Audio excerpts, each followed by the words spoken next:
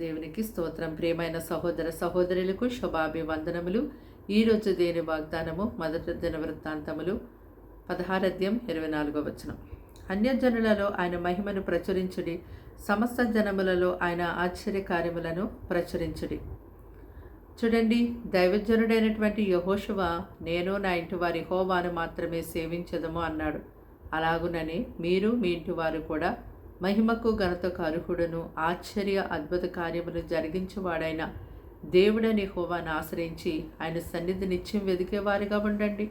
మీ యొక్క జీవితంలో ఆయన చేసిన ఆశ్చర్యమైన కార్యములను జ్ఞాపకం తెచ్చుకొని ఆయన ఎంతో స్తుతించండి, ఆయనకి కృతజ్ఞత ఆస్తుతులు చెల్లించండి. అంతేకాదు అన్యజనులలో అనుదినము కూడా ఆయన ఆశ్చర్యమైన కార్యములను ప్రకటించేవారుగా కూడా మీరు ఉండాలి.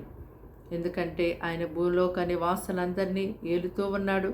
అంతేకాదు బలము సంతోషము ఆయన యొద్ద ఉంది కనుక, మహిమకు ఘనతకు అర్హుడు ఆయనే కనుక, మరి సర్వభూజనులందరూ కూడా ఆయనను సన్నతించినట్లుగా అనుదినము ఆయన రక్షణ సువార్తను మీరు ప్రకటించేవారిగా ఉండాలి.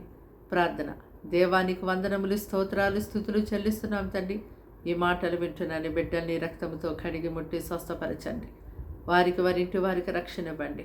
వారి శరీరంలో ఎటువంటి అనారోగ్యంతో బలహీనతో బాధపడుతూ ఉన్నారు, ఇప్పుడే మీ యొక్క గాయపడిన హస్తము వారి మీద చాపి ముట్టి స్వస్థపరచండి.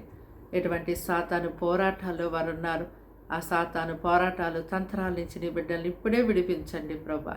అలాగే మంచి ఆహారం వారికి ఇవ్వండి, నెమ్మది సమాధానం వారికి ఇవ్వండి. పిరికి ఆత్మను భయపడి ఆత్మను చింతించి ఆత్మ తీసివేతండి. ధైర్యం కలిగిన ఆత్మను దయచేయండి ప్రభా. ఆయుష్ ఆరోగ్యం వారికి ఇవ్వండి దేవ. వారిని వారి కుటుంబాలని పోషించండి దేవ.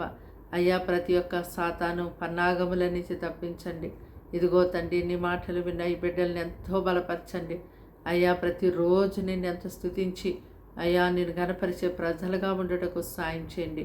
ఈ దినమంతా పగలు రాత్రి వారికి మీరే తోడుగా నీడగా ఉండి నడిపించి సహాయం చేయమని యేసుక్రీస్తు నామములో ప్రార్థన సమర్పించడి వేడుకుంటున్నాం ప్రియ పరలోక తండ్రి. ఆమేన్.